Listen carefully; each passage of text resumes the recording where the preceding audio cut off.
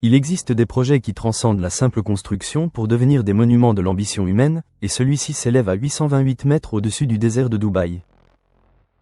Avant qu'un seul engin ne touche le sol, des années de calcul ont permis de concevoir une structure hors norme, pensée pour résister à tout ce que la nature peut offrir. Tout commence par l'alignement rigoureux du terrain de chantier, une étape invisible mais absolument fondamentale pour garantir la stabilité de tout ce qui va suivre.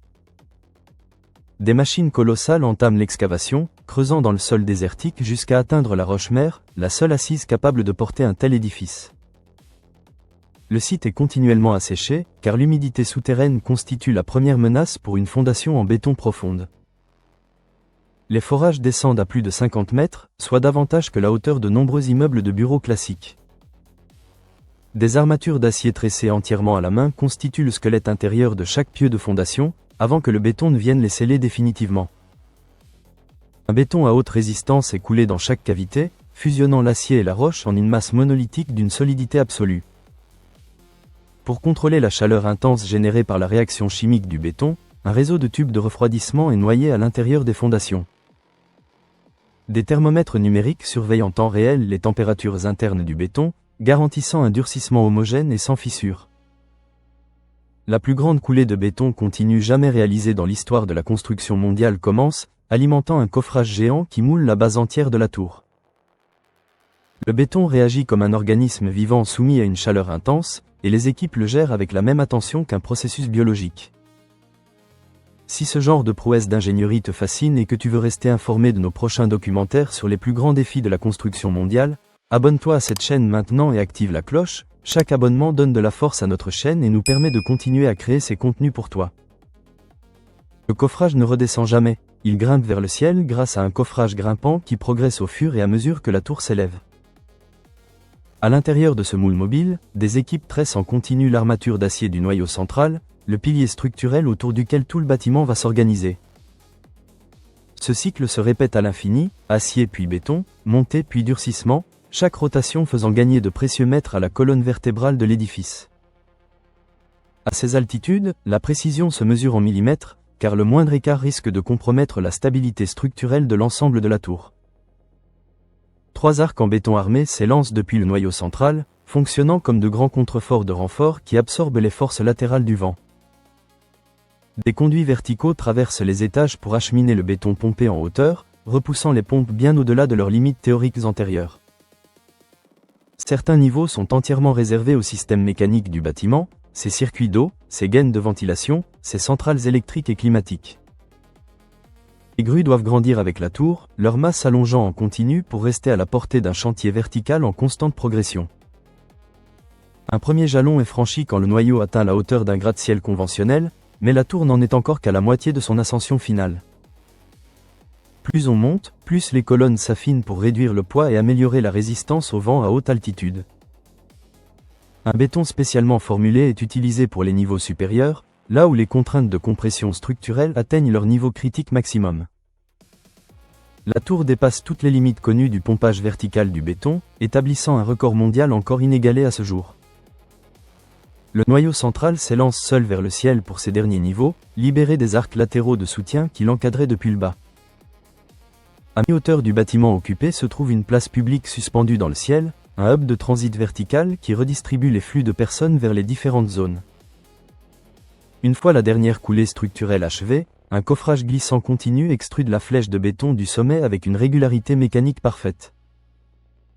L'achèvement du squelette porteur est salué par une cérémonie de topping out, une tradition ancienne qui marque la fin de la phase structurelle du chantier.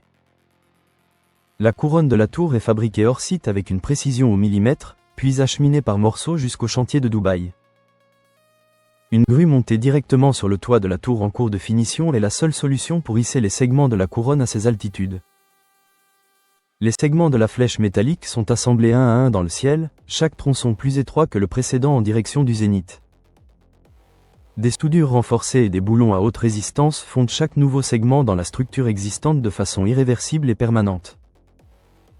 La toute dernière pièce, la pointe terminale, est fixée à 828 mètres au-dessus du désert, actant l'achèvement de la structure la plus haute de la planète. Les grues titanesques amorcent ensuite leur propre démontage depuis l'intérieur même de la tour en construction, en descendant à travers sa propre structure. Les rails des ascenseurs permanents sont installés, traçant des autoroutes verticales à l'intérieur du bâtiment pour les décennies à venir. 26 000 panneaux de verre individuels sont assemblés progressivement, enveloppant la tour d'une peau brillante et réfléchissante sous le soleil du Golfe. Un système de nettoyage robotisé de façade est installé en amont pour entretenir cette surface vitrée colossale sur toute la durée de vie du bâtiment. Des kilomètres de câbles électriques sont ensuite tirés dans chaque mur et chaque gaine, alimentant en énergie tous les niveaux de la ville verticale. Des unités de climatisation industrielle distribuent de l'air conditionné jusqu'aux étages les plus hauts, combattant les températures désertiques depuis l'intérieur. Un réseau de sprinklers anti-incendie maille chaque recoin du bâtiment, prêt à entrer en action en quelques secondes lors d'une urgence. Des milliers de kilomètres de fibres optiques forment le système nerveux numérique de la tour, acheminant des données à la vitesse de la lumière dans chaque espace. Des réservoirs d'eau de grande capacité intégrés aux étages techniques intermédiaires assurent l'alimentation hydraulique des niveaux les plus hauts du bâtiment. Des capteurs de température, de mouvement et de lumière forment les terminaisons nerveuses du système de gestion centralisé de toute la tour. Les faux plafonds suspendus dissimulent les réseaux techniques tout en sculptant l'espace intérieur avec élégance et précision. Des revêtements en pierre naturelle, en tissu et en carrelage de luxe apportent texture, chaleur et raffinement à chacun des étages de la tour. Des boiseries réalisées entièrement sur mesure définissent l'ambiance luxueuse de chaque appartement résidentiel en altitude. Un éclairage architectural pensé sur mesure est installé pour sublimer chaque espace, des grands lobbies d'entrée aux suites privées au sommet.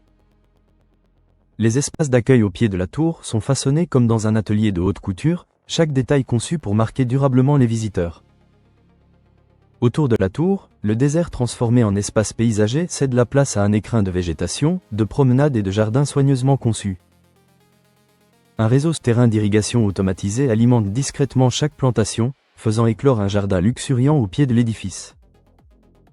Des jets d'eau et des jeux de lumière programmés dansent en harmonie autour de la base de la tour, offrant un spectacle permanent aux millions de visiteurs. Un couronnement lumineux programmable installé au sommet transforme la flèche de la tour en un phare visible à des dizaines de kilomètres à la ronde. Tous les systèmes sont testés simultanément pour vérifier que cet organisme architectural vertical fonctionne parfaitement comme un seul être vivant unifié. Les autorités conduisent les inspections de certification finale et accordent officiellement l'autorisation d'occupation après validation de chaque installation et de chaque système. Et si ce documentaire t'a appris quelque chose d'important aujourd'hui, alors mets un like, abonne-toi et active la cloche pour ne manquer aucun de nos prochains contenus.